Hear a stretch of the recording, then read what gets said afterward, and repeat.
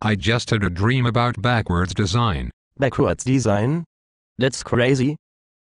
He just created a scientific method for backward design. There's no science in this, but it's unpacking to create a lesson. What do you mean unpacking? Backward design is a method of designing curriculum by setting goals before choosing activities or content to teach. Well, how can you possibly decide what you're going to get out of something before you even teach it? Well, the idea is that you want to create a goal for what you want your students to know at the end of the lesson, before you choose the activities to fill up the lesson you're teaching. Oh. So you mean no more of those dumb lessons that my teachers used to teach me that never went anywhere? Well, sort of, Albert, but you may have just not wanted to pay attention. Let me tell you how teachers put together a backwards designed curriculum. 1. Identify desired results. 2. Determine acceptable evidence. 3. Plan learning experiences and instruction. Well, what does all that really mean? Well, what I mean by identifying the desired results is when your teacher creates goals based on state and national standards. It's sort of like a crystal ball of what you're going to learn throughout the year. So my teacher is a fortune teller? No.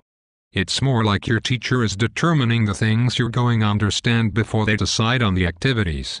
Which leads me to the second stage of backwards design, determining the acceptable evidence. Oh, you mean like in science? Well, it's similar, but this is to do with the assessment of the students.